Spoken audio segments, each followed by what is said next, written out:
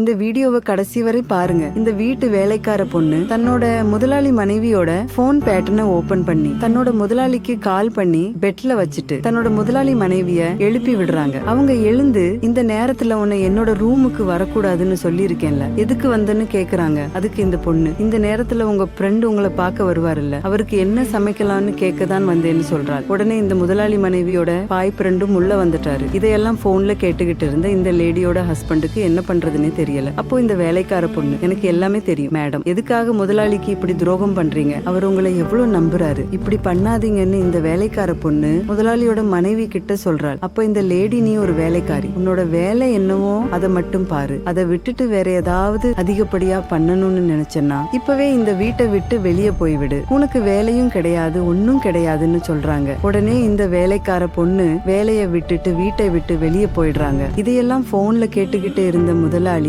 ஆபீஸ்ல இருந்து வீட்டுக்கு கிளம்பி வந்துடுறாரு. இவர் பார்த்த உடனே அவரோட மனைவி ரொம்பவே ஷாக் ஆகிட்டாங்க. உடனே பெட்டை விட்டு எந்திரிச்சு, இந்த நேரத்துல நீங்கள் எப்படி இங்க வந்தீங்க, டைம் என்ன ஆச்சுன்னு மொபைல் எடுத்து பார்க்கிறார். அப்போதான் தெரியுது அவரு இங்க நடந்ததை எல்லாம் போன்ல கேட்டுக்கிட்டு இருந்திருக்காருன்னு. உடனே இந்த லேடி ஹஸ்பண்ட் கிட்ட, என்ன மன்னிச்சிருங்க, நான் தெரியாம பண்ணிட்டேன், இதுக்கப்புறம் இந்த மாதிரி பண்ண மாட்டேன்னு கெஞ்சுறாள். அதுக்கு இவரு, நான் உன்கிட்ட எதுவுமே பேச விரும்பல, நான் உன்னை எவ்வளவு நம்பினேன், நீ எனக்கு துரோகம் பண்ணிட்ட, தயவு செஞ்சு இந்த வீட்டை விட்டு வெளியே போயிருன்னு சொல்லிட்டு அந்த பொண்ணுக்கு டைவர்ஸ் கொடுத்து விடுகிறாரு. இந்த நபர் செஞ்சது சரின்னு நினைக்கிறவங்க இந்த வீடியோவுக்கு ஒரு லைக் போட்டு கமெண்ட்ல சூப்பர் ப்ரோன்னு கமெண்ட் பண்ணுங்க.